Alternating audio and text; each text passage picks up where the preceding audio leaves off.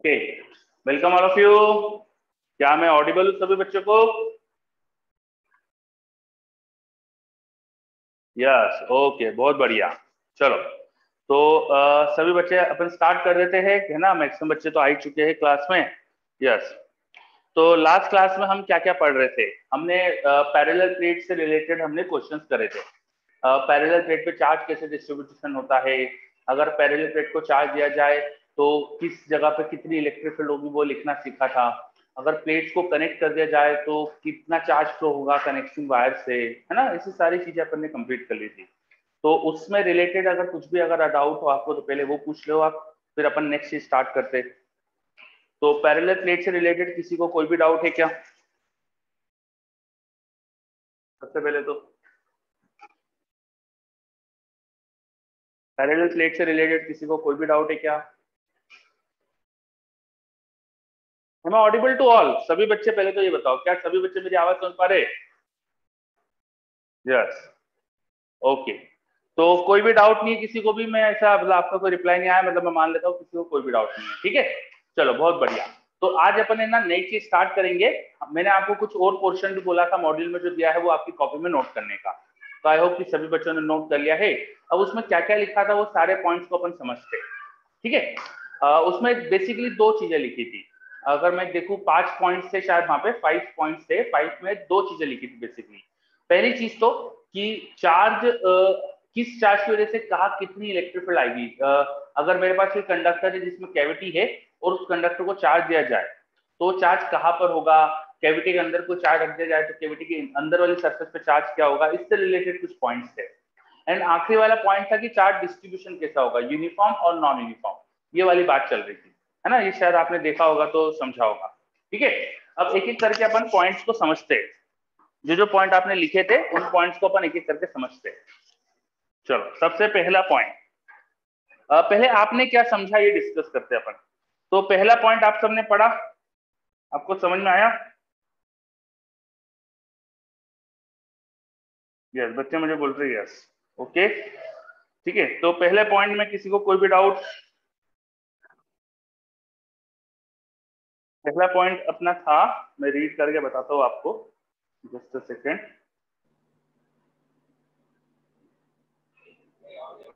देखो, first point था, if a charge q is kept in the cavity, then minus q will be induced on the inner surface of the cavity and plus q will be induced on the outer surface of conductor. अगर मेरे पास कोई conductor है जो initially अनचार्ज था, यहाँ पे इनको लिखना चाहिए था कंडक्टर इज इनिशियली अनचार्ज। मेरे पास कोई न्यूट्रल कंडक्टर है, आप लोग साथ में वहां लिख लीजिए, न्यूट्रल कंडक्टर है। मेरे पास एक न्यूट्रल कंडक्टर है एंड दिस कंडक्टर है सम कैविटी। तो कंडक्टर में कैविटी है, ये सिस्टम क्या है बोर्ड पे अपन बनाते हैं तो कई बार मिसलीडिंग हो जाता है। तो एक्चुअली कैविटी अपन को बाहर से दिख नहीं सकती, हाँ। तो मैंने आपको समझना इसलिए दिखा दी। पर किसी कंडक्टर को अपन बाहर से देख रहे तो उसके अंदर की कैविटी दिखती नहीं है। जैसे कि एक स्फीयरिकल बॉल जैसी ले ली अपन ने, तो स्फीयरिकल बॉल के अंदर अंदर से होलो होगी, अगर खोखली होगी तो बाहर से दिखाई नहीं देता अपन, ठीक है। जैसे बहुत सारी चीजें अपन, जैसे मेरे पास वाटर बॉटल है, ये तो अभी ट्रांसपेरेंट है तो उसके अंदर की चीज आपको दिख रही है। पर अगर ट्रांसपेरेंट नहीं होती, मान लो प्योर स्टील की बॉल होती है, स्टील की वाटर बॉटल होती, तो अंदर दिखता नहीं अपन को कुछ भी, है ना। तो ऐसे कोई सिस्टम है कंडक्टर जिसके अंदर कैविटी है। इस कंडक्टर की कैविटी के अंदर कोई चार्ज रख दिया जाए, वहां बोला गया है कि कैविटी के अंदर कोई चार्ज रख दिया जाए। मान लो यहाँ पे मैंने रख दिया है प्लस क्यू चार्ज, तो ऐसा कहा गया है वहां पर कि कैविटी की जो सरफेस होगी ना उस पर माइनस क्यू चार्ज आ जाएगा, यहाँ पर माइनस क्यू चार्ज आ जाएगा। और पूरा कंडक्टर न्यूट्रल था, दैट्स वाई बाहर का चार्ज प्लस क्यू होना चाहिए। अगर अंदर माइनस क्यू है तो बाहर प्लस क्यू होना चाहिए, यहाँ प्लस क्यू चार्ज होना चाहिए, बिकॉज कंडक्टर न्यूट्रल था। तो मेरे पास एक न्यूट्रल कंडक्टर था ये विथ कैविटी। तो ऐसा क्यों होना चाहिए कि अंदर की सरफेस से माइनस क्यू चार्ज इंड्यूस होगा, ये बात करते हैं अपन। एक गॉसियन सरफेस कंसीडर करी जाए, एक गॉसियन सरफेस कंसीडर करी जाए। एज्यूम करिए एक सरफेस जो कैविटी को पूरी तरह से इंक्लोज करती है, एज्यूम करिए एक सरफेस जो कैविटी को पूरी तरह से इंक्लोज कर रही है। तो ये जो मेरी गॉसियन सरफेस मैंने बनाई है, this is a Gaussian surface. इससे total flux should be zero.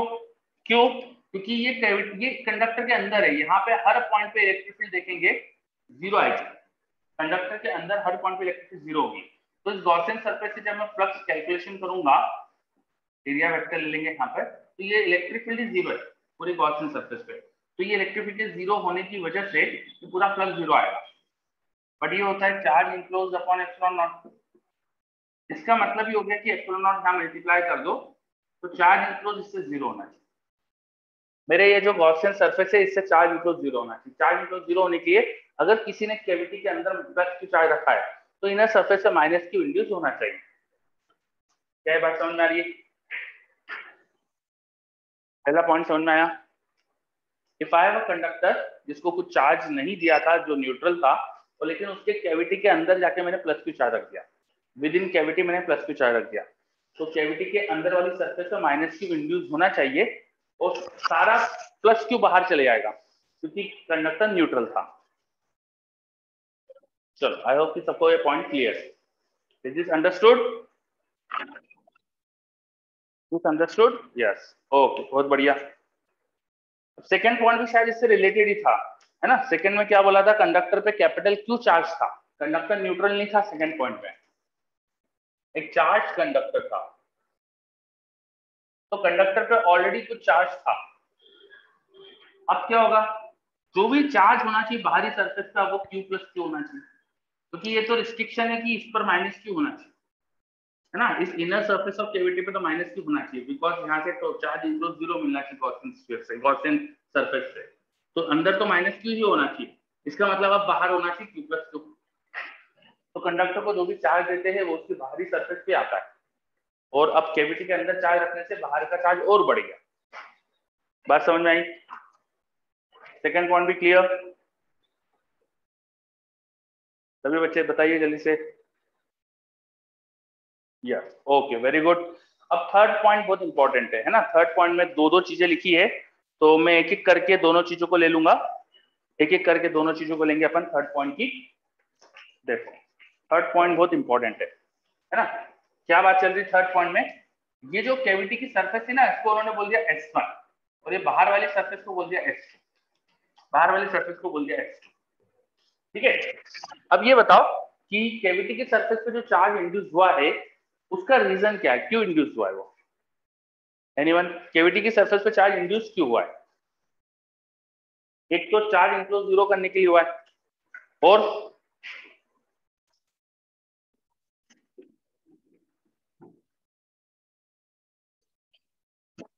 कोई कुछ बता सकता है?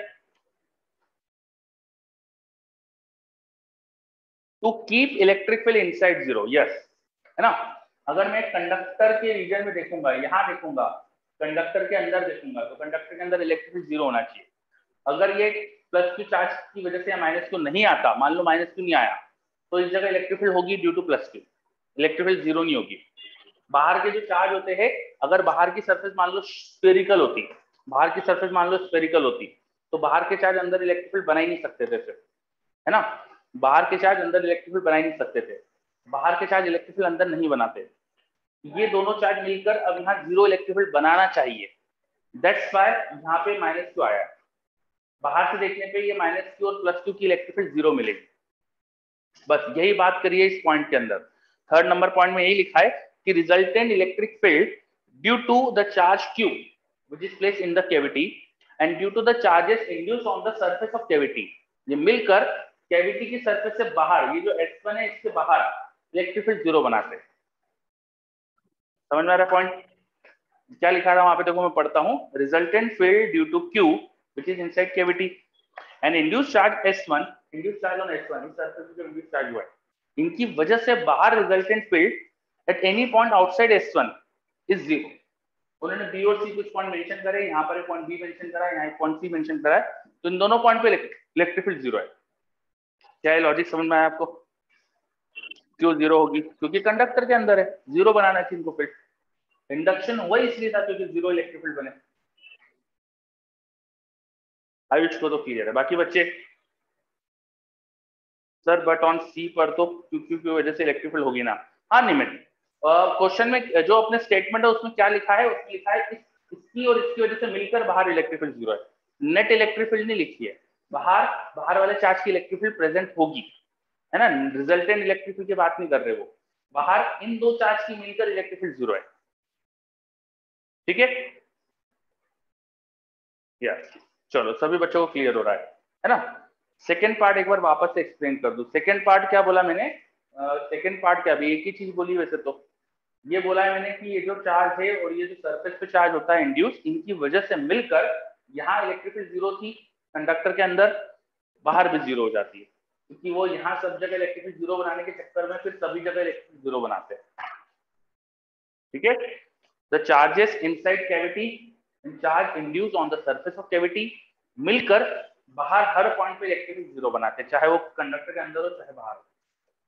क्या पॉइंट समझ में आया? ओके, वेरी गुड, है ना। अब इस पॉइंट पे इलेक्ट्रिक फील्ड इन दोनों की वजह से तो जीरो है, कंडक्टर की बाहरी सरफेस के चार्ज, आउटर सरफेस के चार्ज की वजह से तो जीरो होना चाहिए, क्योंकि नेट तो यहाँ जीरो है ना, कंडक्टर के अंदर जो रिजल्टेंट इलेक्ट्रिक फील्ड होती है वो जीरो होती है। अब ये दोनों मिलकर यहाँ जीरो इलेक्ट्रिक फील्ड बना रहे हैं, तो बाहर वाले चार्ज को भी जीरो बनाना चाहिए, बचा केवल बाहर का चार्ज है। समझ में आई बात? बचा केवल बाहर का चार्ज है, तो बाहर का चार्ज भी यहाँ जीरो इलेक्ट्रिक फील्ड बनाएगा, चाहे कैसा भी सरफेस हो बाहर की, क्योंकि यहाँ रिजल्टेंट इलेक्ट्रिक फील्ड तुम्हें जीरो चाहिए।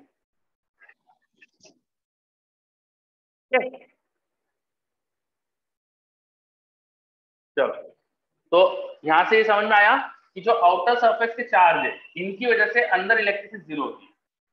और एक और चीज बोलता हूं मैं, अगर बाहर कोई चार्ज रख भी दिया, मान लो आउटर कोई एक और चार्ज रखा था, किसी ने एक और चार्ज यहाँ पे लाके रख दिया, तो ये चार्ज और ये चार्ज मिलकर अब अंदर के हर पॉइंट पे इलेक्ट्रिक फील्ड जीरो बनाएंगे, कंडक्टर के अंदर हर पॉइंट पे इलेक्ट्रिक फील्ड जीरो, क्योंकि यहाँ इलेक्ट्रिक फील्ड जीरो चाहिए थे आपको, अंदर के चार्जेस ये दोनों चार्ज बाहर इलेक्ट्रिक फील्ड नहीं बनाते हैं, तो इन दोनों की वजह से तो बाहर इलेक्ट्रिक फील्ड है ही नहीं, इन दोनों की वजह से तो मिलकर यहाँ इलेक्ट्रिक फील्ड जीरो होना चाहिए, तो ये मिलकर यहाँ इलेक्ट्रिक फील्ड जीरो बनाए।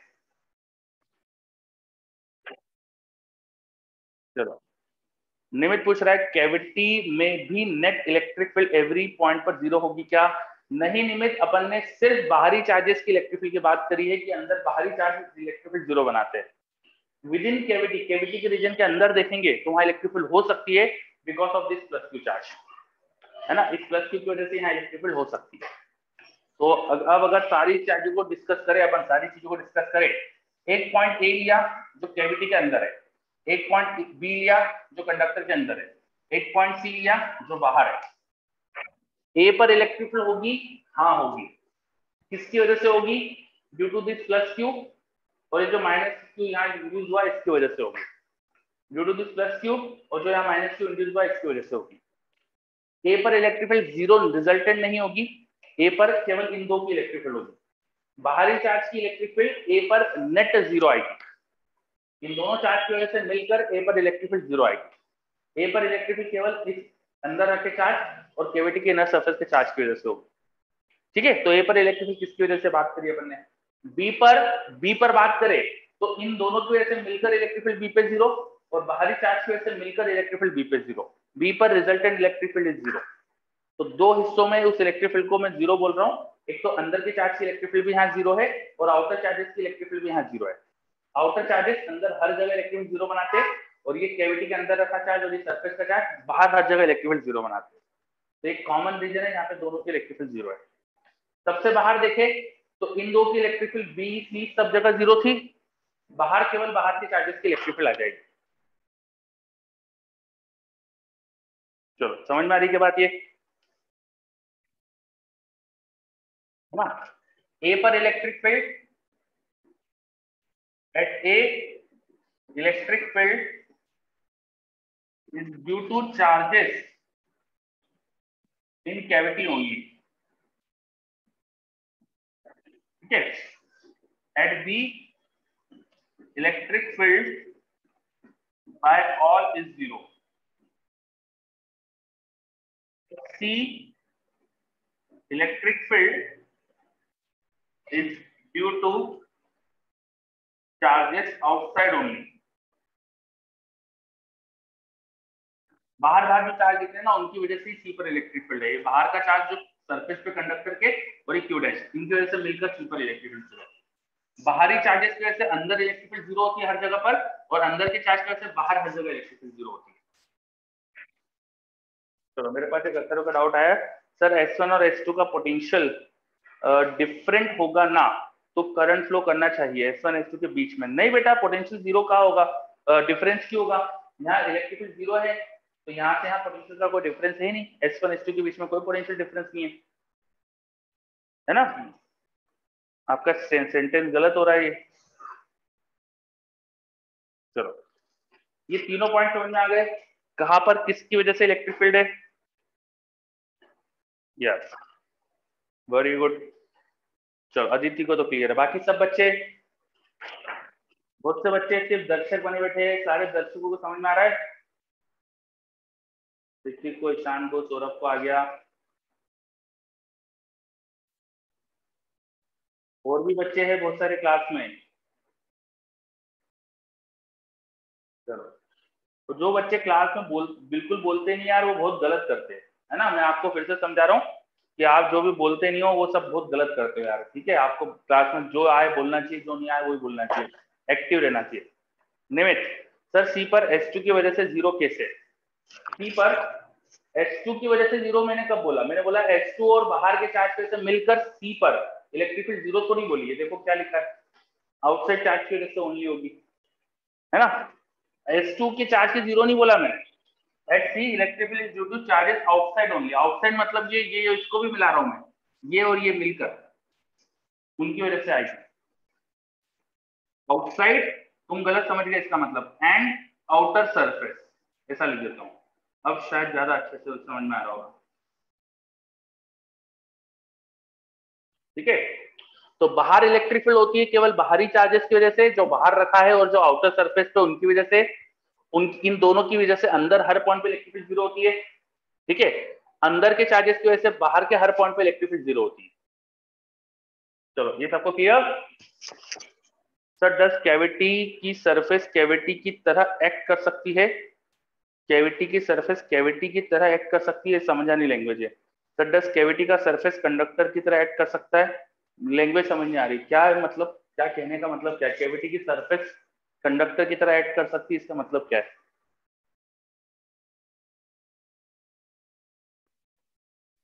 चलो, और मेरे पास एक डाउट आया, अगर कैविटी में नेगेटिव चार्ज रखे तो क्या होगा?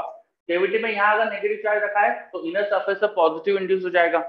जितना नेगेटिव चार्ज रखा है उतना ही पॉजिटिव इंड्यूस हो जाएगा, to make net charge enclose zero, है ना? और बाकी चीजें वही हो जाएगी। अगर यहाँ माइनस क्यू रखा था तो यहाँ बाहर कैपिटल क्यू माइनस क्यू आ जाएगा, ठीक? ओके, चलो, तो ये अपना थर्ड नंबर पॉइंट जो लिखा था सबको क्लियर हो गया है? कहां पर इलेक्ट्रिक फील्ड किसकी वजह से आती है? इसमें मैं एक चीज ऐड करना चाह रहा हूं, इस पॉइंट में एक चीज ऐड करना चाह रहा हूं। अब सुनो, मैं सी पर पोटेंशियल लिखूंगा, अगर पोटेंशियल लिखूंगा तो इन दोनों की वजह से मिलकर सी पर पोटेंशियल कितना आएगा? इन दोनों की वजह से मिलकर सी पर पोटेंशियल कितना आएगा, बताओ? कशिश ने जवाब दे दिया, वेरी गुड कशिश। अदिति ने जवाब दे दिया, वेरी गुड। क्यों आएगा ऐसा? आयुष ने भी दे दिया, वेरी गुड। जीरो आना चाहिए, बिल्कुल सही। क्यों? क्यों? कोई रीजन इसका? No electric field due to them on C, yes, है ना? बाहर हर जगह पर, बाहर हर जगह पर इन दोनों की वजह से मिलकर इलेक्ट्रिक फील्ड जीरो है। किसी पॉइंट पर पोटेंशियल कैसे निकालते हैं अपन? मुझे अगर सी पर पोटेंशियल निकालना है तो मैं क्या करूंगा, minus integration E vector dot displacement vector, है ना, from displacement vector from infinity to C point करूंगा। अब अगर मैं केवल इन दोनों को देखूं तो इन दोनों ने तो बाहर हर जगह इलेक्ट्रिक फील्ड जीरो बनाई थी, तो उन दोनों की वजह से इलेक्ट्रिक फील्ड जीरो, तो पोटेंशियल सी पर जीरो, ठीक है? बाहर पोटेंशियल जो होगा वो केवल बाहर के चार्जेस जो है ना, आउटर सरफेस का चार्ज और ये आउटसाइड चार्ज, इनकी वजह से आएगा। इन दोनों की वजह से मिलकर सी पर potential zero. Is it clear? ये पॉइंट आप ऐड कर लीजिए, वहां पर लिखा नहीं है ये अपने मॉड्यूल में, आप इसको ऐड कर लीजिए, ठीक है? एक पॉइंट यहाँ पे ऐड हो गया, potential outside is due to outside charges and outside and outer surface charges. Outer surface charges.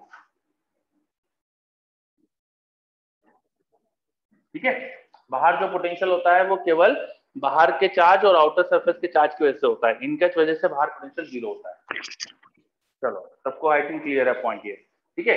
अब मैं पूछूं बी और ए पर पोटेंशियल, ये बाहर के चार्जेस का कितना आएगा, बाहर की चार्जेस की वजह से बी और ए पर पोटेंशियल कितना कितना आएगा, बता सकते हैं क्या?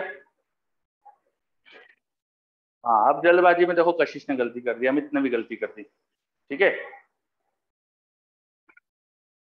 गलती कर दी जल्दबाजी में आपने।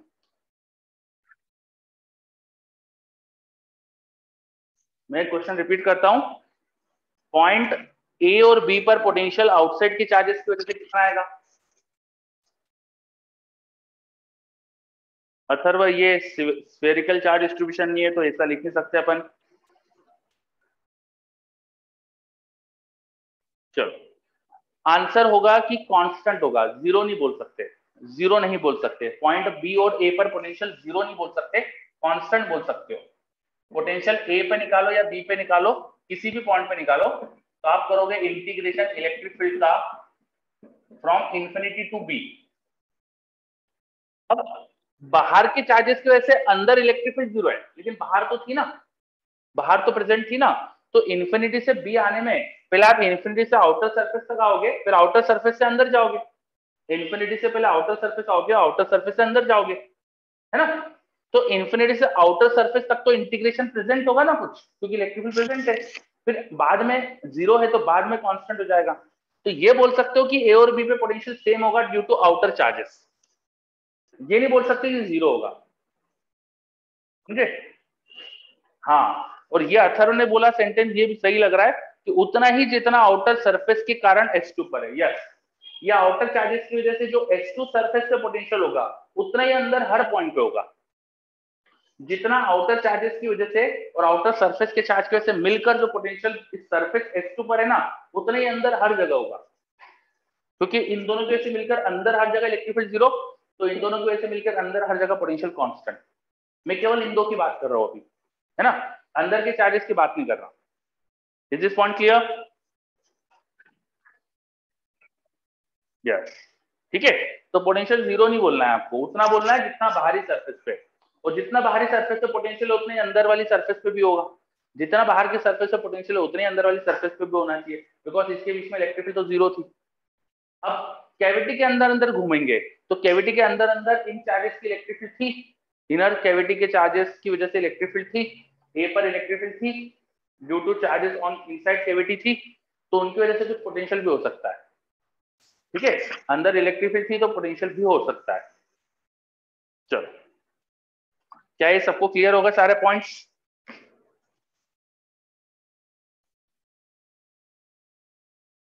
ओके, अब ये पॉइंट्स आपको अच्छे से याद रखना है बच्चों, ये बहुत इंपॉर्टेंट पॉइंट्स है सारे, बहुत काम आएंगे अपने कई सारे क्वेश्चंस में, इन सबसे ट्रिक्स बन के जल्दी चीजें सॉल्व हो जाती है, तो बहुत इंपॉर्टेंट चीजें ये, ठीक है।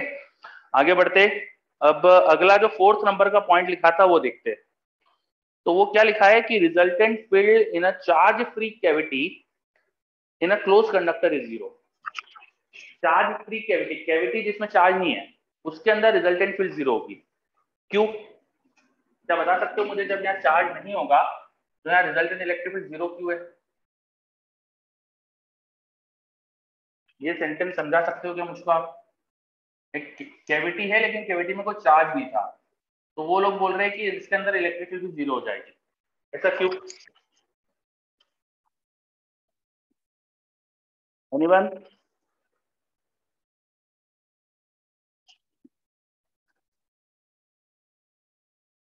निमित बोल रहा है no charge is induced on the surface. Answer सामने लिखा है देखो तुम्हारे, ये पहला पॉइंट,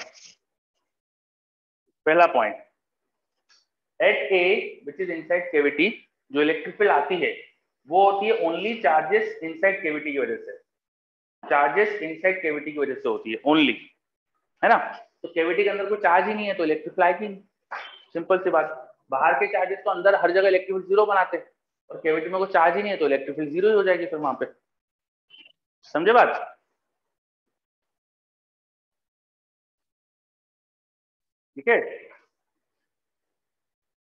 हाँ, और इसी के कारण एक मेरे पास एक सेंटेंस लिखा हुआ है कि थंडर स्टॉर्म में बोला जाता है कि आप लोग कार के अंदर ही बैठे रहो। जब थंडर स्टॉर्म और लाइटनिंग वगैरह हो रही हो ना, तो कार के अंदर बैठे रहो। तो कार एक तरह से ना इक्वी पोटेंशियल हो जाती है, उसके अंदर बैठने पे आपको शॉक नहीं लगेगा, बिकॉज आप जिन्हीं भी दो पॉइंट को टच करोगे तो आप सेम पोटेंशियल पे हो, तो आपको आपकी बॉडी से करंट फ्लो नहीं होगा। और अगर कार के बाहर खड़े हो मान लो आप, और कार को टच कर लो, जमीन को टच कर लो, तो कार का पोटेंशियल जमीन का पोटेंशियल अलग हो सकता है, इसलिए फिर आपकी बॉडी से करंट फ्लो कर जाएगा, है ना। हमारी बॉडी से करंट कब फ्लो करता है? जब हम दो अनइक्वल पोटेंशियल के पॉइंट को टच करते हैं। जब अनइक्वल पोटेंशियल के पॉइंट को टच करेंगे तो करंट फ्लो होगा, वो नहीं होना चाहिए। तो कार के अंदर बैठे रहो, इक्वी पोटेंशियल पे होंगे तो सेफ रहोगे। ठीक है,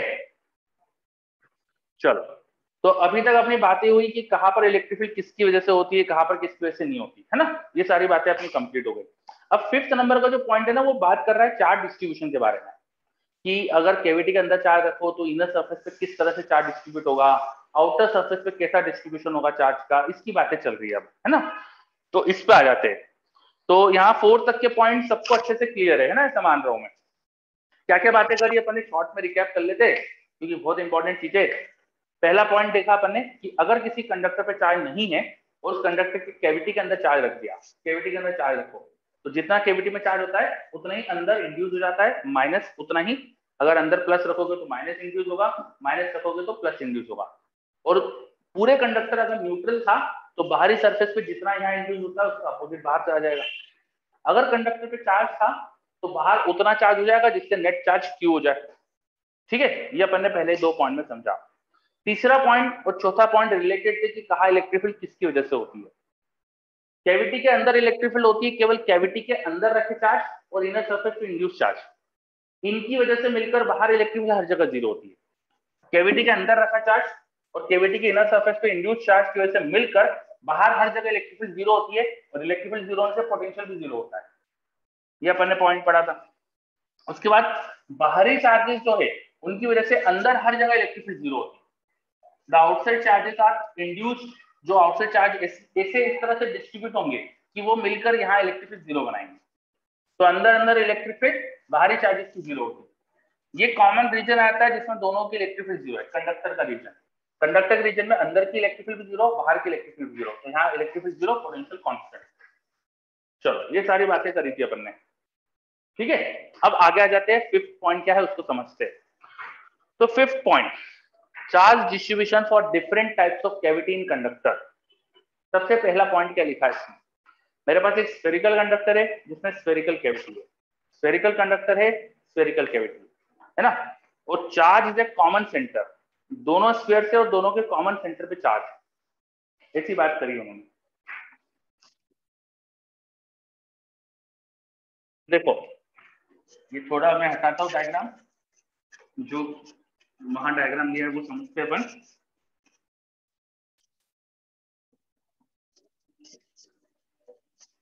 ठीक है, उन्होंने कहा है कि मेरे पास एक स्फेरिकल कंडक्टर है जिसमें स्फेरिकल कैविटी है, कैविटी का सेंटर और पूरे स्फीयर का सेंटर सेम है, दोनों कॉन्सेंट्रिक है। तो एक कंडक्टर है जिसमें स्फेरिकल कैविटी है।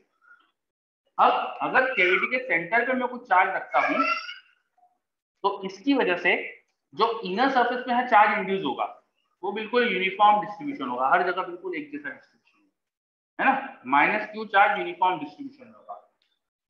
ये बात समझ में आई? पहली चीज तो माइनस क्यू चार्ज है यूनिफॉर्म डिस्ट्रीब्यूशन में होगा। कोई इसका लॉजिक दे सकता है क्या मुझको? इसका कोई लॉजिक दे सकता है क्या मुझको कोई? ऐसा क्यों होना चाहिए? Distance same from each point, yes, है ना। ये प्लस क्यू की वजह से हर पॉइंट यहाँ पे इक्वल डिस्टेंस पे, तो हर पॉइंट पे प्लस क्यू की वजह से एक जैसी इलेक्ट्रिक फील्ड है।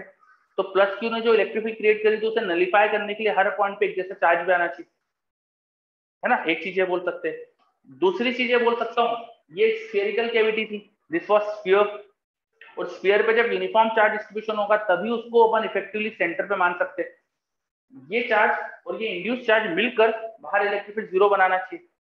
जीरो इलेक्ट्रिक फील्ड बनाने के लिए ये जो इंड्यूस चार्ज है वो ऐसा लगना चाहिए कि वो एकदम सेंटर पर ही है ना, क्योंकि प्लस क्यू और माइनस क्यू का इफेक्ट तभी तो बाहर जीरो दिखेगा। इस प्लस क्यू और माइनस क्यू के इफेक्ट आपको बाहर जीरो दिखने के लिए इस प्लस क्यू की जगह पर ही माइनस क्यू लगना चाहिए। इस ये होने के लिए यहाँ पे यूनिफॉर्म चार्ज होना चाहिए। जब शेल पे यूनिफॉर्म चार्ज होता है तो उसका सारा चार्ज उसके सेंटर पे मान सकते हैं।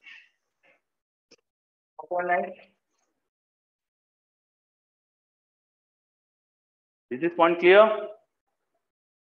यस, बहुत बढ़िया।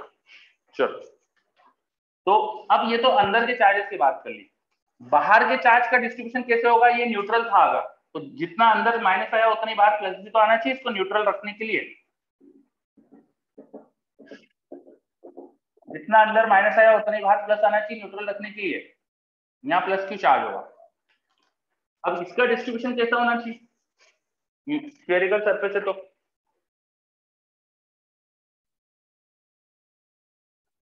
यूनिफॉर्म होना चाहिए। यस, बिल्कुल सही बात, यूनिफॉर्म होना चाहिए। रीजन फिर से वही, रीजन अगेन वही कि भैया ये यूनिफॉर्म डिस्ट्रीब्यूशन जब होगा तभी तो इसमें से अंदर इलेक्ट्रिक फील्ड जीरो आएगी। When I have a uniform distributed charge on a spherical shell तो उसके अंदर इलेक्ट्रिक फील्ड जीरो होती है। तो इस चार्ज की वजह से अंदर हर जगह इलेक्ट्रिक फील्ड जीरो रखने के लिए it should be uniform distribution. समझ में आई क्या बात सभी को? यस, ओके, बहुत बढ़िया। अब अच्छा, ये जो पूरा पॉइंट है ना ये तब भी वैलिड है जब अंदर की कैविटी का सेंटर और पूरे स्फीयर का सेंटर सेम नहीं हो, तब भी वैलिड है। मान लो स्फेरिकल कैविटी यहाँ है, ठीक है, और इसके सेंटर पे किसी ने प्लस क्यू चार्ज रखा तो अंदर अभी भी माइनस क्यू ही इंड्यूस होगा और वो भी यूनिफॉर्म होगा। सेम लॉजिक, बिल्कुल सेम लॉजिक, क्योंकि ये दोनों मिलकर बाहर हर जगह इलेक्ट्रिक फील्ड जीरो बनाना चाहते हैं। ये दोनों मिलकर इस स्फीयर के बाहर हर जगह इलेक्ट्रिक फील्ड जीरो, उसके लिए इस स्फीयर के अंदर यूनिफॉर्म चार्ज डिस्ट्रीब्यूशन होगा और वो ऐसा लगना चाहिए जैसे सेंटर पे माइनस क्यू रखा है। तो ये मिलकर बाहर इलेक्ट्रिक फील्ड हर जगह जीरो बनाएंगे। तो चाहे मेरा स्फेरिकल कैविटी कॉन्सेंट्रिक नहीं हो तब भी सारे लॉजिक से।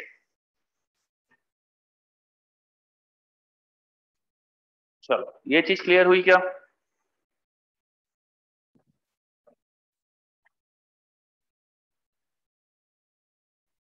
मेरे पास एक डाउट आया सर, S2 पे तो नॉन यूनिफॉर्म आना चाहिए ना। S2 मतलब क्या? बाहरी surface, outer surface. Yes, Q Q बेटा, आउटर सरफेस पे जो भी चार्ज है उसके वजह से अंदर हर जगह इलेक्ट्रिक फील्ड जीरो थी ना। आप तो माइक से बात भी कर सकते हो, बोलो। आउटर सरफेस पे जो भी चार्ज है उसकी वजह से अंदर हर जगह इलेक्ट्रिक फील्ड जीरो थी। तो जब स्फेरिकल शेल पे यूनिफॉर्म चार्ज डिस्ट्रीब्यूशन होता है तभी तो अंदर इलेक्ट्रिक फील्ड जीरो होती। सर जैसे ये जो कैविटी का राइट साइड है यहाँ पे तो कम डिस्टेंस है, तो यहाँ पे प्लस ज्यादा होना चाहिए तब वो जाके वो उसको नलीफाई कर पाएगा। ये दोनों मिलकर तो बाहर इलेक्ट्रिक फील्ड जीरो बनाते हैं ना, इनका मिलकर तो बाहर इफेक्ट होता ही नहीं ना कुछ भी। बोलो। अच्छा हाँ ठीक है सर, ठीक है। और माइनस क्यू हाँ मिलकर बाहर इफेक्ट जीरो क्रिएट करते हैं, इनका कोई इफेक्ट होता ही नहीं बाहर। समझे? हाँ सर, ठीक है है सर। ना? ठीक, वेरी गुड। चलो, तो ये सबको क्लियर हो गया पॉइंट अब?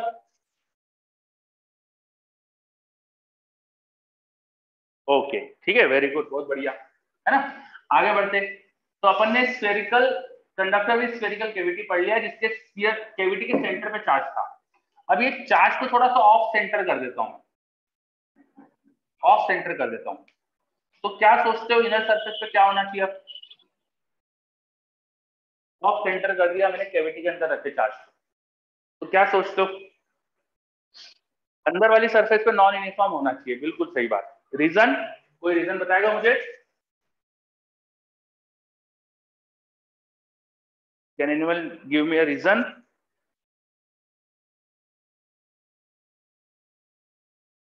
कोई भी बच्चा?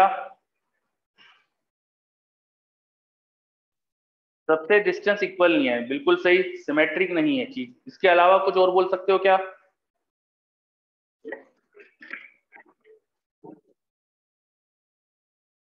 To make electric field outside zero, ये ज्यादा सही सेंटेंस होगा। इस चार्ज की वजह से और इंड्यूस चार्ज की वजह से मिलकर बाहर हर पॉइंट पे इलेक्ट्रिक फील्ड जीरो चाहिए, है ना? तो इंड्यूस चार्ज कुछ इस तरह से होगा कि वो आपको बाहर से देखने पे इस प्लस क्यू की जगह पर ही दिखे। आपको जो इंड्यूस चार्ज है वो ऐसा लगना चाहिए बाहर से देखने पे कि उसकी इलेक्ट्रिक फील्ड बिल्कुल वही है जो इस प्लस क्यू की इलेक्ट्रिक फील्ड है। तो बिल्कुल प्लस क्यू की जगह पर दिखेगा ये इंड्यूस चार्ज। ये इंड्यूस चार्जेस इस तरह से इंड्यूस होंगे कि इनका इफेक्ट बाहर से देखने पे हमको दोनों का सेम और अपोजिट दिखे। दिस इंड्यूस चार्जेस बाहर से देखने पे ऐसा लगेगा जैसे कि इस लोकेशन पर ही प्लस माइनस क्यू रखा है, प्लस क्यू की लोकेशन पर ही माइनस क्यू लगा है ना। वो होने के लिए अगर मैं यहाँ के लोकेशन पे देखूं तो प्लस क्यू की वजह से यहाँ इलेक्ट्रिक फील्ड जितनी थी उतनी इधर के चार्जेस को बनाने के लिए चार्जेस भी स्ट्रॉन्ग होने चाहिए क्योंकि डिस्टेंस कम है। इधर देखेंगे यहाँ डिस्टेंस इस पॉइंट की ज्यादा कम है, इस चार्ज से ज्यादा है, चार्ज से इलेक्ट्रिक फील्ड कम, तो ये चार्जेस भी कम चाहिए सेम इलेक्ट्रिक फील्ड बनाने के लिए। ठीक है, तो ये चीज समझ में आ गई। वेरी गुड, बहुत बढ़िया, है ना। अच्छा, कोई बाहर के चार्जेस का बता सकता है कि बाहर कैसा चार्ज डिस्ट्रीब्यूशन होना चाहिए? समझ बोल रहा है यूनिफॉर्म यूनिफॉर्म। चलो सब बच्चों का यूनिफॉर्म आ रहा है। क्यों यूनिफॉर्म? क्यों? ये तो मैंने अलग जगह कर दिया ना चार्ज अंदर। यूनिफॉर्म क्यों होगा? अंदर के चार्ज को मैंने बदल दिया ना, तो यूनिफॉर्म क्यों होगा? बाहर से जीरो ही दिखेगा, बिल्कुल सही। भाई अंदर के चार्ज का कोई बाहर इन्फ्लुएंस होता ही नहीं है। ये जो चार्ज रखा है और इंड्यूस चार्ज का मिलकर बाहर कोई इन्फ्लुएंस होता ही नहीं है। तो ये अंदर कुछ भी करे, बाहर वाले चार्ज को कोई लेना देना नहीं इससे, है ना। बाहर वाला चार्ज बोलेगा मैं तो यूनिफॉर्म ही दूंगा, है ना, क्योंकि वो यूनिफॉर्म रहेगा तभी उसकी वजह से अंदर हर जगह इलेक्ट्रिकल जीरो आएगी। बिल्कुल सही, बहुत बढ़िया। चलो अगला पॉइंट। अब शायद उन्होंने क्या करा था मैं देख लेता हूँ, उनके ऑर्डर से चलते। तो बी वाला पॉइंट हो गया अपना, सी वाला पॉइंट देखते। सी में उन्होंने क्या करा है, बाहर तो स्फीयर लिया और अंदर कैविटी जो ली ना वो नॉन यूनिफॉर्म शेप की ले ली, नॉन यूनिफॉर्म शेप की ले ली। ठीक है, तो कैविटी का shape non uniform, it is not a spherical cavity, कुछ रैंडम शेप की कैविटी। अब कैविटी का शेप ही जब रैंडम है तो अंदर हर जगह चार्ज भी रैंडम ही डिस्ट्रीब्यूट होगा, और क्या। जहां थोड़ी डिस्टेंस कम है वहां चार्ज थोड़ा ज्यादा, यहाँ डिस्टेंस ज्यादा वहां चार्ज कम, है ना। ये प्लस क्यू की वजह से जो इंड्यूस चार्जेस आएंगे वो प्लस क्यू से डिस्टेंस पे डिपेंड करेगा कितना इंड्यूस चार्ज। डिस्टेंस कम तो चार्ज ज्यादा, डिस्टेंस ज्यादा तो चार्ज कम, ऐसा कुछ डिस्ट्रीब्यूशन दिखेगा, समझे। नॉन यूनिफॉर्म सरफेस है तो नॉन यूनिफॉर्म ही चार्ज डिस्ट्रीब्यूशन होगा, सिंपल सी बात। चलो अभी आउटर सरफेस के बारे में क्या बोलेंगे, उसका चार्ज डिस्ट्रीब्यूशन कैसा होना चाहिए? यूनिफॉर्म ही होना चाहिए, सेम लॉजिक, बिल्कुल सही भाई। मिलके बाहर जीरो ही बनाते हैं, इनका कोई असर बाहर तो होता नहीं है, तो बाहर तो जीरो ही होना चाहिए। फिर डी वाले में क्या बोला है कि चार्ज को सेंटर पे नहीं रखा, चार्ज को सेंटर पे नहीं रखा, तो अंदर कुछ भी करो बाहर फर्क तो पड़ता है नहीं, अपन पहले भी जान चुके हैं। तो ये चार्ज को अंदर कहीं भी घुमाओ फिराओ, बाहर का चार्ज अभी भी यूनिफॉर्म ही रहेगा। ठीक, अगला पॉइंट। उन्होंने क्या करा, अब बाहर की सरफेस नॉन यूनिफॉर्म कर दी और अंदर की यूनिफॉर्म कर दी। बाहर की नॉन यूनिफॉर्म सरफेस है और अंदर की यूनिफॉर्म है, तो मैं यहाँ डायग्राम बना देता हूँ। बाहर की कुछ रैंडम सरफेस है और अंदर स्फीयर है, ऐसा कुछ कर दिया उन्होंने कंडक्टर। चलो, और इसमें शायद उन्होंने पहले ई में सेंटर पे रखा है और फिर एफ में सेंटर पे नहीं रखा, है ना। ई में सेंटर पे रखा है, यहाँ पे प्लस की चार्ज। तो बताओ अब इनर सरफेस पे कैसा इंडक्शन होना चाहिए, यूनिफॉर्म की non uniform? Inner surface of cavity पे यूनिफॉर्म होना चाहिए, बिल्कुल सही, है ना, बहुत बढ़िया। इस चार्ज से सेम डिस्टेंस पे सारे चार्ज, सेम डिस्टेंस पे सरफेस, तो यूनिफॉर्म चार्ज डिस्ट्रीब्यूशन होना चाहिए, तो यहाँ यूनिफॉर्म हो जाएगा। और बाहर की सरफेस के बारे में क्या सोचते हो? बाहर अब प्लस क्यू आना चाहिए ना, जब अंदर माइनस क्यू आया है तो। यहाँ अगर माइनस क्यू है तो बाहर प्लस क्यू आना चाहिए, उसके बारे में क्या सोचते हो, कैसा डिस्ट्रीब्यूशन होना चाहिए? Non uniform, very good.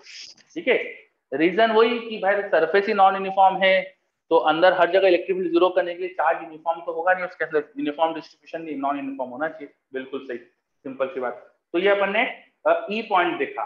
F point में उन्होंने क्या करा, ये चार्ज को ऑफ सेंटर कर दिया, कैविटी के अंदर के चार्ज को ऑफ सेंटर कर दिया, तो फिर इससे क्या होगा, अंदर भी नॉन यूनिफॉर्म हो जाएगा आपकी बात, है ना।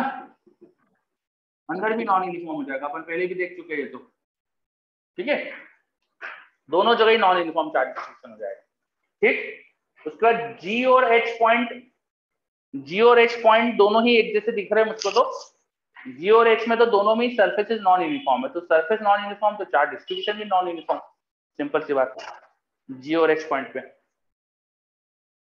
चलो ये सारे क्लियर हो गए, चार्ज डिस्ट्रीब्यूशन कहाँ पे कैसा होगा, यूनिफॉर्म नॉन यूनिफॉर्म। बहुत बढ़िया, ठीक है।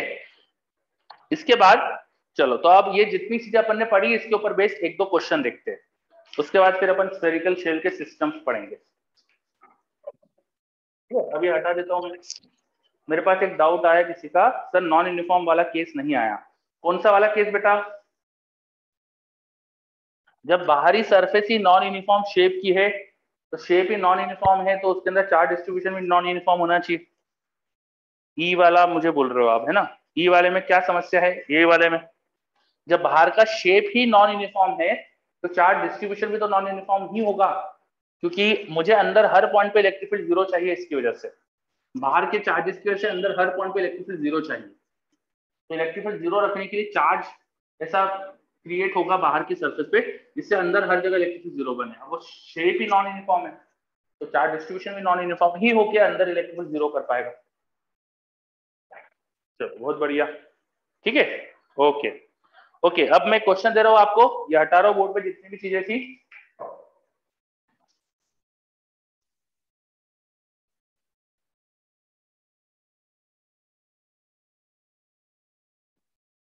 मेरे पास एक solid conducting sphere, solid conducting sphere है ना, और उसकी रेडियस में बता देता हूं आपको। उसका सेंटर पॉइंट ये सी है और उसकी रेडियस कैपिटल आर है। उसके सेंटर से किसी डिस्टेंस आर पे गए, यहाँ पर एक चार्ज रख रहा हूं मैं कैपिटल क्यू, और इस स्फीयर को भी चार्ज दिया गया था स्मॉल क्यू। स्फीयर को चार्ज दिया गया है स्मॉल क्यू, ठीक है। चलो ये क्वेश्चन, सबसे पहला point, what type of charge distribution will be on outer surface। Surface outer ये एक तो एक आउटर ही बोलने की जरूरत क्या है, एक ही सरफेस है उसकी, तो कंडक्टर की सरफेस ऑफ कंडक्टर। बोल बताओ, सरफेस ऑफ कंडक्टर पे चार्ज डिस्ट्रीब्यूशन कैसा होना चाहिए? पहला पॉइंट, मेरे पास जवाब भी आ गया, बहुत बढ़िया।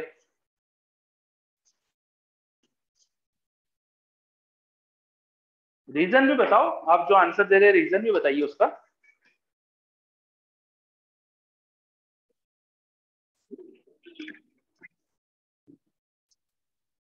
यस निमित, बिल्कुल सही। तो कई बच्चों का जवाब आ चुका है। आयुष का भी आ गया है, बिल्कुल सही।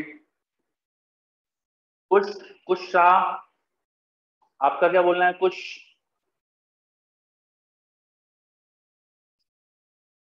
अनंत अग्रवाल,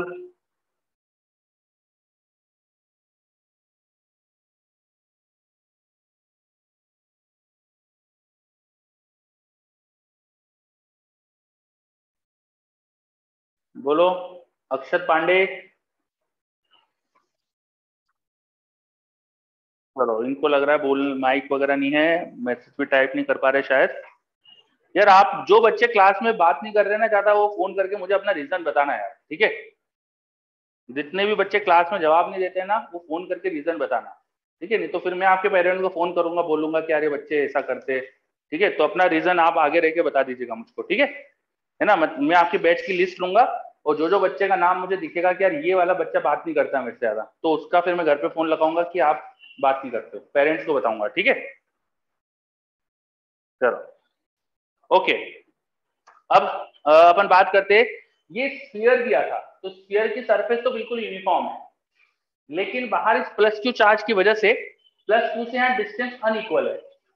अनइक्वल होने से इसकी वजह से क्या होगा कि ये अपने पास में चार्ज को कम रखना चाहेगा, ये प्लस इससे दूर जाना चाहेगा, because this is conductor. Conductor में चार्ज कैन फ्लो, तो चार्ज फ्लो हो जाएगा और दूर दूर रहना चाहेगा इससे। तो अब ज्यादा पॉजिटिव चार्ज जितना दूर हो सके चले जाएगा। तो charge distribution should be non uniform and it will more distributed here. ज्यादा चार्ज ऐसा हो सकता है, ऐसा भी हो सकता है ये अगर स्ट्रॉन्ग रखो तो यहाँ माइनस में चार्ज दिखने लग जाए, ऐसा भी हो सकता है कि माइनस में दिखने लग जाए, और इधर बहुत सारा पॉजिटिव हो। नेट चार्ज यहाँ पे मिलकर कैपिटल क्यू, नेट चार्ज मिलकर क्यू ही आएगा, नेट चार्ज मिलके क्यू ही आएगा। ठीक है, ये बहुत स्ट्रॉन्ग चार्ज हो तो यहाँ माइनस भी ला सकता है वो चार्ज, कोई इसमें गलती नहीं है। यहाँ पे ज्यादा चार्ज हो जाएगा जिससे टोटल मिलकर तो स्मॉल क्यू आ जाएगा। ठीक है, फिलहाल ये माइनस नहीं दिखा रहा हूं मैं यहाँ पे, मान के चल रहा हूँ कि वो चार्ज कैपिटल क्यू स्मॉल था, तो ऐसा कुछ डिस्ट्रीब्यूशन होना चाहिए। क्या ये समझ में आया? और कंडक्टर पे अगर नेगेटिव चार्ज हो, मेरे पास एक डाउट है, कंडक्टर पे नेगेटिव चार्ज हो तो क्या होगा? तो नेगेटिव चार्ज होगा तो सारा यहाँ आने की कोशिश करेगा, जो उधर मैंने ज्यादा पॉजिटिव दिखाया ना वो नेगेटिव को यहाँ पे दिखाऊंगा मैं ज्यादा। अगर ये प्लस था और कंडक्टर पे नेगेटिव था तो नेगेटिव चार्ज इधर की तरफ स्ट्रॉन्ग दिखाऊंगा और वहां पे काफी कम नेगेटिव चार्ज दिखाऊंगा। ठीक, तो पहले तो अपन ने चार्ज डिस्ट्रीब्यूशन पढ़ा बाहर की सरफेस पे। चलो ये पॉइंट अगर क्लियर है, अगला पॉइंट, अगला क्वेश्चन, दूसरा question, what is electric field due to charges on sphere only at center C। जो स्फीयर पे चार्जेस है ना उनकी वजह से स्फीयर के सेंटर पे इलेक्ट्रिक फील्ड पूछ रहा हूं मैं। करो, इस कैपिटल क्यू की नहीं बताना मैं, आपको केवल स्फीयर के चार्ज की बताना है। बताओ।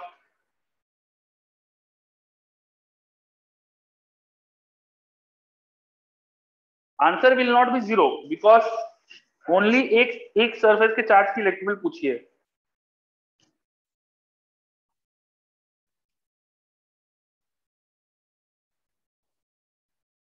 ठीक है, निमित थोड़ा देखो आपने क्या लिखा है, गलत लिख दिया है, अब सही है।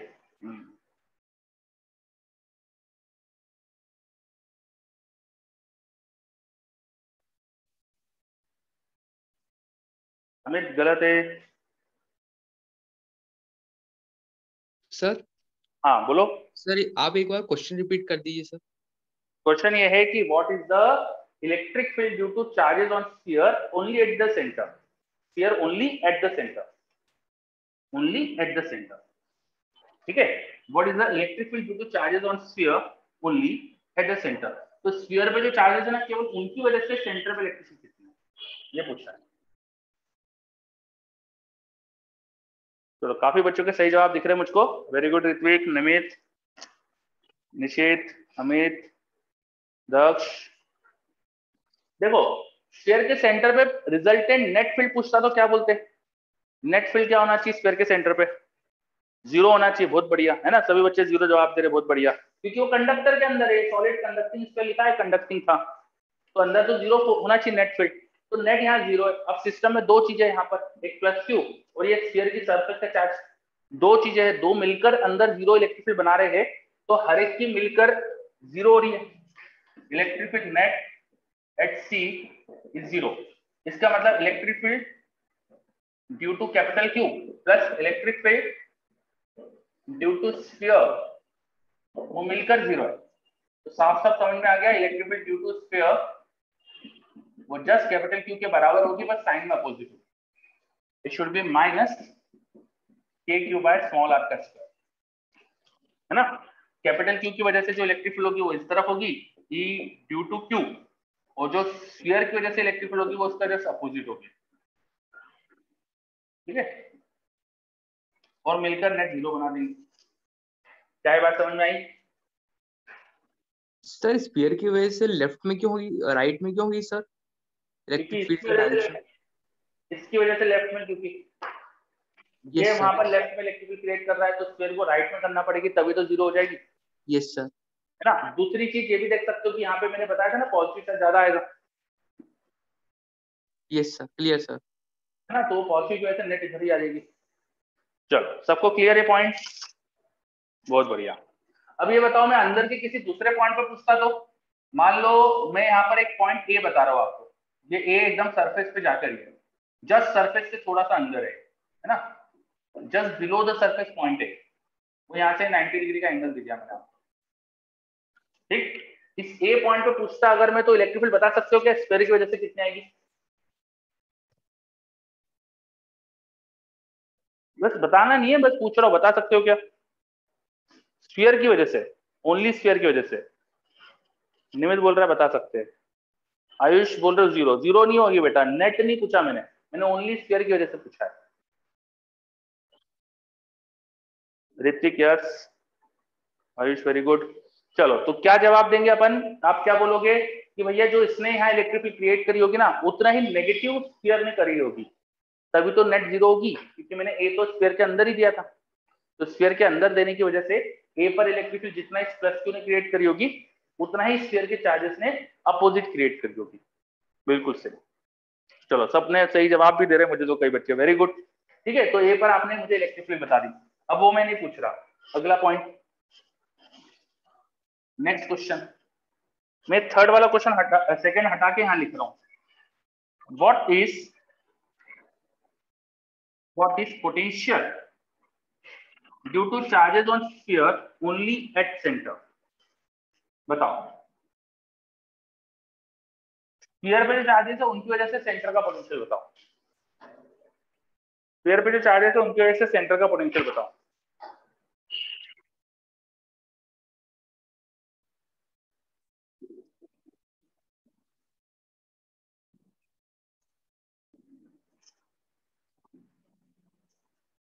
कशिश गलत जवाब।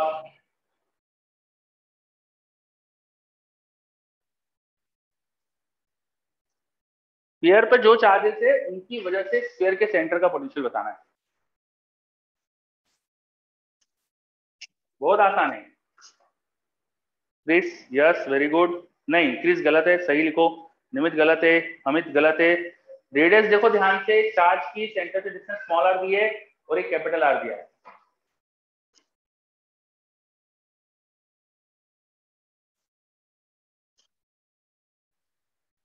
यस अमित अब सही आपका। आयुष गलत है, मैंने ओनली स्फीयर का वजह से पूछा है पोटेंशियल बेटा। क्रिस गलत है।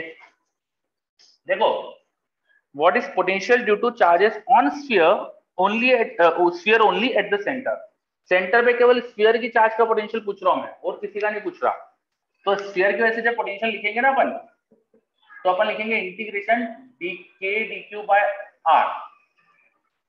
अगर स्फीयर के सरफेस का कोई छोटा सा चार्ज ले लूं मैं, यहाँ का छोटा सा चार्ज ले लूं डी क्यू, इसकी वजह से सेंटर का पोटेंशियल हो जाएगा इतना, पॉइंट चार्ज मान के, है ना। इस छोटे से चार्ज की वजह से सेंटर का पोटेंशियल हो जाएगा इतना, पॉइंट चार्ज मान के, और इसको इंटीग्रेट कर देंगे पूरे स्फीयर की सरफेस के लिए, तो मुझे टोटल पोटेंशियल मिल जाएगा। टोटल पोटेंशियल जब इसको इंटीग्रेट करने जाएंगे तो के और आर तो कांस्टेंट ही है भाई, स्फीयर की सरफेस का हर चार्ज सेंटर से तो सेम डिस्टेंस पे, तो के और आर तो बाहर निकाल लिया, इंटीग्रेशन बचेगा डी क्यू, डी क्यू का इंटीग्रेशन मतलब टोटल चार्ज, तो के क्यू बाय कैपिटल आर होना चाहिए। स्फीयर की सरफेस पे जो चार्ज है वो चार्ज कितना है, बस वो देखो, उसका डिस्ट्रीब्यूशन से कोई लेना देना नहीं अपन को, उसके डिस्ट्रीब्यूशन से कोई लेना देना नहीं, सेंटर का पोटेंशियल लिखना बहुत आसान, के क्यू बाय कैपिटल आर। समझ में ये बात?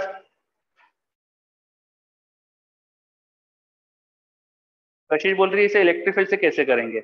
इलेक्ट्रिक फील्ड से करना थोड़ा मुश्किल हो जाएगा, क्योंकि स्फीयर की सरफेस पे नॉन यूनिफॉर्म चार्ज डिस्ट्रीब्यूशन है, उसकी वजह से बाहर लिखना और अंदर लिखना इलेक्ट्रिक फील्ड दिक्कत देगा अपन को, तो इलेक्ट्रिक फील्ड से मत लिखो, पोटेंशियल डायरेक्टली अपन पॉइंट चार्ज का पोटेंशियल लिख के फिर उससे कर सकते हैं, ठीक। चलो ये आ गया पोटेंशियल, सेकंड पार्ट का आंसर आ गया। क्वेश्चन का third part, potential at centre of sphere, बताओ potential at centre of sphere, बताओ potential at centre of sphere बताओ। एक बार वी कैसे निकाला फिर से बता देता हूं। मैंने स्फीयर के चार्जेस को देखा, उनका चार्ज कहीं पे छोटा सा डीक्यू ले लिया, डीक्यू चार्ज की वजह से सेंटर का पोटेंशियल, किसी चार्ज की वजह से सेंटर का किसी डिस्टेंस का पोटेंशियल के क्यू बाय आर होता है, छोटे से चार्ज का, तो के डी क्यू बाय आर होगा।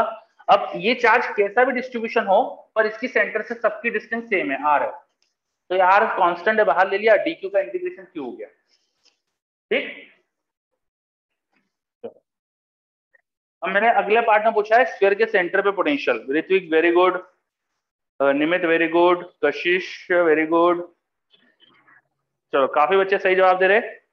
भाई सेंटर का पोटेंशियल दो चीजों की वजह से होगा, एक तो स्फीयर के चार्ज की वजह से और एक इस चार्ज की वजह से, दोनों के पोटेंशियल का ऐड कर दो बस, है ना। Potential at the center due to sphere था K Q by capital R, और ड्यू टू बाहरी चार्ज जो है उसका जाएगा K Q by small R. Answer very simple. ये पॉइंट आया क्या थर्ड सबको?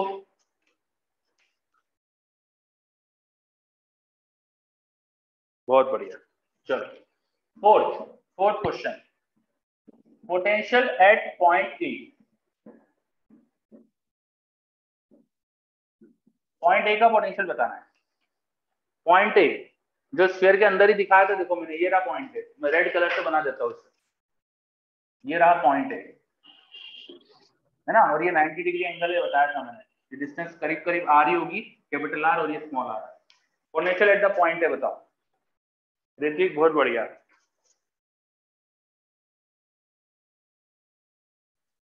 और कोई बच्चा? Yes Hrithik very good.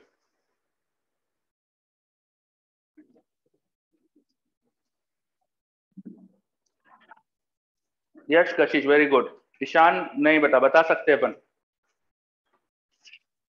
Ayush गलत, अमित गलत, सौरभ गलत। ज्यादा दिमाग लगाना ही नहीं है, बहुत आसान क्वेश्चन है।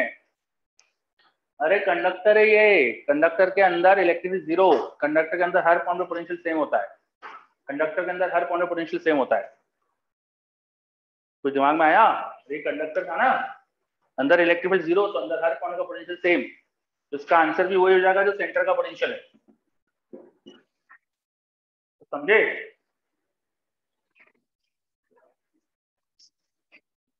अरे कुछ आया कि नहीं? कंडक्टर है ना, या कंडक्टर के अंदर हर पॉइंट का पोटेंशियल सेम होता है, जो सेंटर का पोटेंशियल है वही सब जगह पोटेंशियल होगा। सर पर प्लस क्यू की वजह से तो होना चाहिए ना सर? होना चाहिए ना, मैंने कब मना करा? सबकी वजह से मिलकर जो पोटेंशियल आएगा ए पर, वो वही होना चाहिए जो सेंटर का है। Yes sir. ठीक है, चलो अगला part, fifth, potential at A due to charges on sphere only, due to charges due to sphere only. अब ये बताओ, ओनली जो स्फीयर पे चार्ज है, स्फीयर की वजह से ए पर पोटेंशियल क्या होगा, ये बताओ।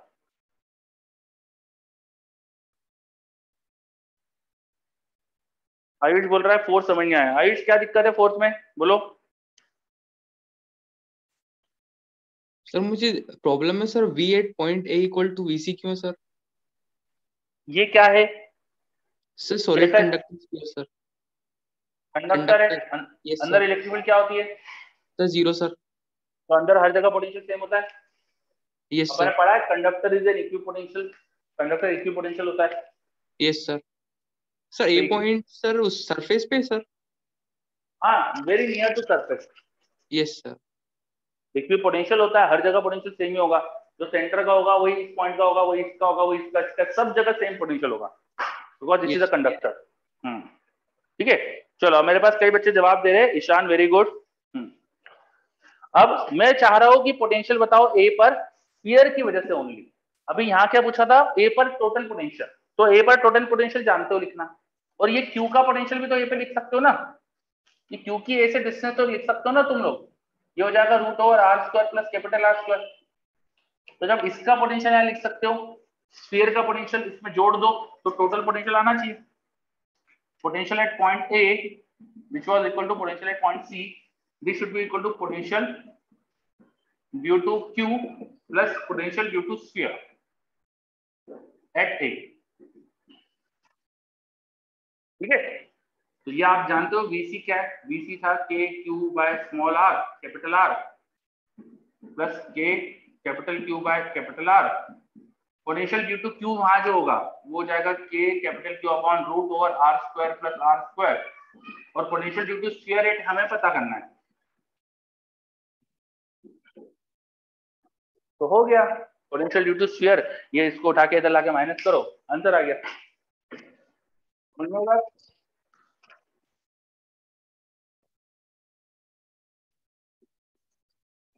देख लीजिए सभी बच्चे, किसी को कोई भी इसमें डाउट हो तो बताओ मुझे।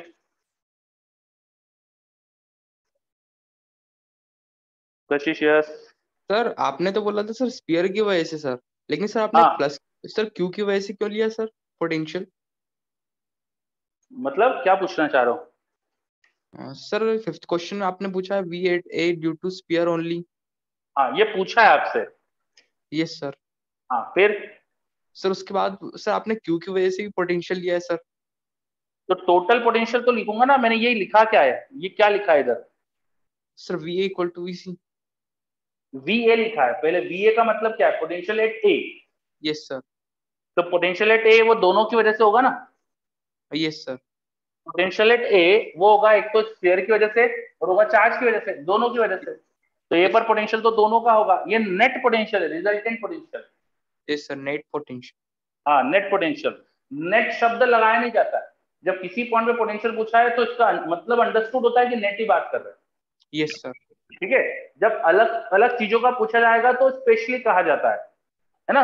जब तक मैं यहाँ पे सिर्फ वीए लिख रहा हूँ इसका मतलब ए का टोटल पोटेंशियल, वीसी का मतलब सी का टोटल पोटेंशियल, और यहाँ अलग से मेंशन करा है मैंने कि किसकी वजह से लिख रहे हैं। Yes sir clear sir. ठीक है, यस, बहुत बढ़िया। ओके चलो, तो अब ये क्वेश्चन सबको अच्छे से क्लियर है कि इस चार्ज की वजह से अंदर हर जगह इलेक्ट्रिक फील्ड लिख सकते हो, तो स्फीयर के चार्ज की भी अंदर हर जगह इलेक्ट्रिक फील्ड आ जाएगी, और अंदर के हर पॉइंट पर आप स्फीयर की वजह से पोटेंशियल भी लिख सकते हो, अंदर के हर पॉइंट पे स्फीयर की वजह से पोटेंशियल भी लिख सकते हो। ओके, अब ये क्वेश्चन हटा रहे अपन, अब नई चीज स्टार्ट करते हैं, ये हटा दूं?